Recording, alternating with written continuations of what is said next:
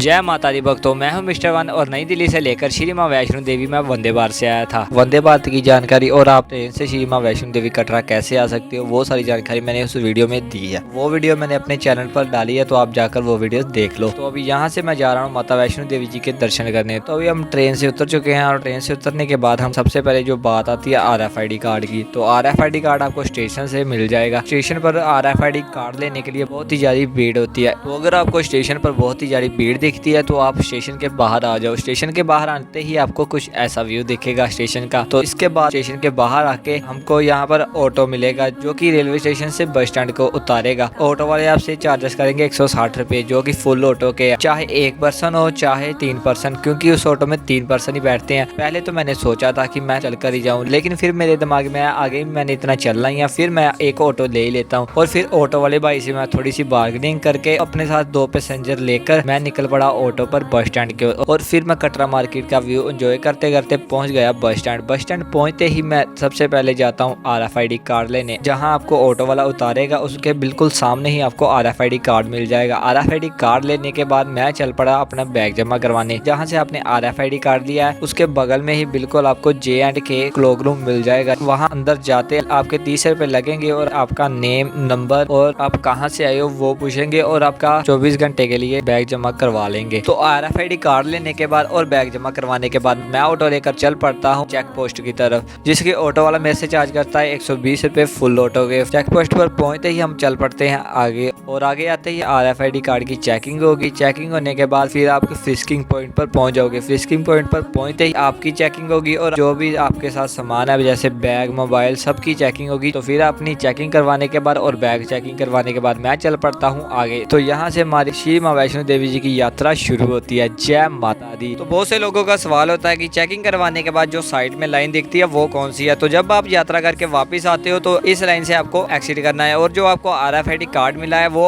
यहाँ पर आपको एक बॉक्स में डालकर फिर आप एक्सिट कर सकते हो। जो आपके मन में कंफ्यूजन रहती है वो आप अपने मन से निकाल दो और अभी यात्रा को शुरू करते हैं। जय माता दी। यात्रा शुरू करने के दौरान ही आपको घोड़ा, पालकी, ट्रॉली के प्राइस लिस्ट मिल जाएगी जो कि फिक्स प्राइस है। तो यहाँ से आपको घोड़ा, पालकी, ट्रॉली मिल जाएगी अगर आप लेना चाहो तो। इसके बाद मैं चल पड़ता हूँ आगे। आगे आते ही हमको दिखती है बाणगंगा, जहाँ पर माता जी ने बाण मारकर गंगा प्रकट की थी। तो फिर मैं चल पड़ता हूँ बाणगंगा की तरफ। तो बाणगंगा में मेरे को बहुत ही श्रद्धालु देखने को मिले जो कि यहाँ पर स्नान कर रहे थे और दर्शन करके आगे की ओर प्रस्थान कर रहे थे। तो फिर मैं भी स्नान करके चल पड़ा आगे की ओर। आगे आते ही मुझे बहुत ही ज्यादा भूख लगने लगती है। तभी मुझे मेरे सामने दिखता है तुलसी भोजनालय। फिर मैं अंदर जाता हूँ। अंदर जाते ही मैं एक चाय और एक ब्रेड पकौड़ा लेता हूँ और उससे ही अपनी भूख को कंट्रोल कर लेता हूँ, क्योंकि ये जो प्राइवेट भोजनालय यहाँ पर आपको बहुत ही कॉस्टली खाना मिलेगा। इसलिए आप जब भी श्री माता वैष्णो देवी जी के दर्शन करने आओ तब आप श्राइन बोर्ड के द्वारा दिए गए भोजनालय से ही खाना खाओ। वहाँ पर आपको 8 रुपए की चाय, 60 रुपए के राजमा चावल, 60 रुपए के कड़ी चावल, 60 रुपए के दाल चावल मिल जाएंगे, जिससे आप एक प्लेट से 2 लोग खा सकते हो। अगर आपको बहुत ही ज्यादा भूख लगी है तो आप एक प्लेट भी ले सकते हो। वही बात करते हैं प्राइवेट भोजनालय की। तो प्राइवेट भोजनालय पे वही प्लेट आपको 90 रुपए की या 100 रुपए की मिलेगी। मेरा काम है आपको इन्फॉर्मेशन देना। उसके बाद फिर मैं चल पड़ता हूँ आगे की ओर। आगे आते ही मुझे दिखता है एक मंदिर। मंदिर में मैं माथा टेकता हूँ, प्रणाम करता हूँ और फिर चल पड़ता हूँ आगे की ओर। तो जब मैं यात्रा कर रहा था मुझे बहुत से श्रद्धालु दिखे, बच्चे, बूढ़े, जवान। मेरे मन को बहुत ही ज्यादा खुशी हुई कि इतनी श्रद्धा भावना से लोग माता जी के दर्शन करने आते हैं। तो जब बाणगंगा से लेकर चरण पादुका मंदिर तक हम यात्रा करते हैं तो वो जो रास्ता होता है वो मतलब बहुत ही सीधा रास्ता होता है। वहाँ पर कई लोग ही चढ़ सकते हैं, लेकिन मैं भी जब चढ़ रहा था मैं 5 मिनट चलता फिर बैठ जाता, 5 मिनट चलता फिर बैठ जाता। कि अभी मैं दूसरी बार आया इसलिए मुझे इतनी थकान नहीं हुई थी। तो फिर मैं थोड़ा सा बैठकर फिर मैं चल पड़ता था आगे की ओर। आगे आते ही मुझे चरण पादुका मंदिर दिखता है, जहाँ पर अभी रेनोवेशन हो रही है, इसलिए हम अंदर दर्शन करने नहीं जा सकते। तो बाहर से आपको दर्शन करा देते हैं चरण पादुका मंदिर के, जहाँ पर श्री माता वैष्णो देवी जी ने चरण स्पर्श किया। जब भैरव बाबा जी श्री मां वैष्णो देवी जी को पकड़ने आए थे तब मां वैष्णो देवी जी ने यहाँ पर खड़े होकर देखा था कि भैरव बाबा जी पीछे आ रहे हैं या नहीं। तब उस टाइम के माता जी के चरण यहाँ पर स्पष्ट है, इसलिए इस मंदिर को चरण पादुका मंदिर बोला जाता है। फिर मैं चल पड़ता हूँ आगे की ओर। थोड़ा सा आगे आते ही मुझे जो दिखता है ना वो तो देखने लायक था, तो आपको भी थोड़ा सा दिखाता हूँ। वो जो स्टेशन था वहाँ से हम कितना चलकर आ गए यार, कितना अच्छा लग रहा है। और रात का व्यू भी बहुत ही अच्छा होता है। रात का व्यू आपको रात को दिखाएंगे। तो फिर से मैं चल पड़ता हूँ आगे की ओर। आगे आते ही मुझे 2 रास्ते मिलते हैं, एक था सीढ़ियों वाला और एक था प्लेन। तो मैंने कहा चलो यार इस बार सीढ़ियों वाला रास्ता लेते हैं। सीढ़ियों वाला जब रास्ता लिया 360 सीढ़ियाँ थी। तो फिर मैं जब चल चलने लगा, 50 सीढ़ियाँ चढ़ता बैठ जाता, 50 सीढ़ियाँ चढ़ता बैठ जाता, 50 सीढ़ियाँ चढ़ता बैठ जाता। यार सीढ़ियाँ वाला रास्ता जो था बहुत ही कठिन था। तभी 200 सीढ़ियाँ मैंने चढ़ ली थी और बाकी बची थी 160। तब मैंने अपने मन में सोच लिया कि यार ये जो 160 सीढ़ियाँ हैं वो एक बार में ही चढ़ कर रहूंगा। तो फिर मैं उठा और अपनी लकड़ी को उठाया और चल पड़ा आगे की ओर। थोड़ी देर बाद चलते चलते मैं एक बार में ही 160 सीढ़ियाँ चढ़ गया। वो बोलते हैं ना यार, अगर आपने अपने मन में कुछ भी सोच लिया कि ये यार कर कर ही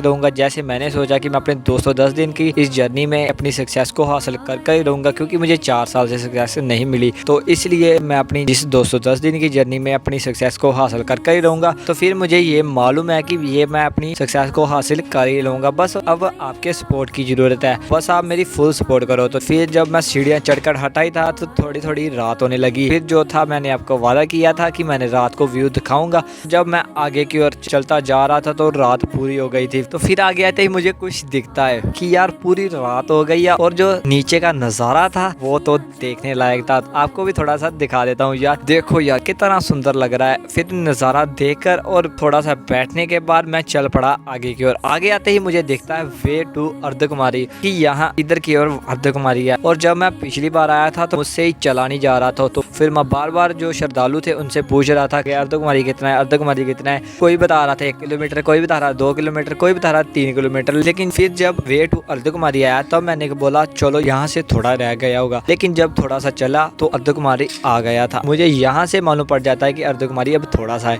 थोड़ा सा चलने के बाद हम पहुंच जाते हैं अर्धकुमारी। तो फिर अर्धकुमारी पहुंचते ही मैं थोड़ा सा रेस्ट करता हूँ, बैठता हूँ और फिर मैं अपना सोने का इंतजाम करता हूँ। लेकिन मुझे जो कंबल थे वो तो मिले नहीं। फिर मैं सोने की जगह ढूंढ रहा था, तभी मुझे सामने दिखता है भगवती भवन। भगवती भवन में जाते ही मैं हॉल देखता हूँ। पहले जब मैं जाता हूँ हॉल में तब मुझे कोई भी जगह नहीं दिखती। फिर मैं नीचे आ जाता हूँ। नीचे आने के बाद मैं थोड़ा देर बैठता हूँ और इधर उधर देखने लग जाता हूँ। और फिर मेरे मन में आता है यार फिर से देख के आता हूँ। जब फिर देखने जाता हूँ थोड़ी सी जगह दिख जाती जहाँ 2-3 लोग सो सकते हैं आराम से, वहाँ पर फिर मैं अपनी चादर लगाकर सो जाता हूँ। तो बाकी जो अर्धकुमारी से लेकर भवन तक का यात्रा है वो कल कंटिन्यू करेंगे हम। तो आज की इस वीडियो में मैंने आपको सारी इन्फॉर्मेशन दी कि आप ट्रेन से श्री मां वैष्णो देवी कटरा कैसे आ सकते हो और जो सुविधा मिलती है RFID कार्ड, घोड़ा, खच्चर, पालकी, वो कहाँ से ले सकते हो, वो आपको सारे प्राइस के बारे में बताया। जो जो यात्रा में मेरे साथ हुआ, अपनी जो जर्नी है वो आपके साथ शेयर की। अगर आप भी श्री मां वैष्णो देवी कटरा गए हो तो आप मुझे कमेंट करके जरूर बताना। तो अर्धकुमारी से भवन तक की यात्रा वाली वीडियो देखने के लिए आप मेरी वीडियो को लाइक कर लो और चैनल को सब्सक्राइब कर लो और बेल आइकन को ऑल पर सिलेक्ट कर लो ताकि आपको मेरी वो वीडियो का नोटिफिकेशन मिल जाए। जय माता दी।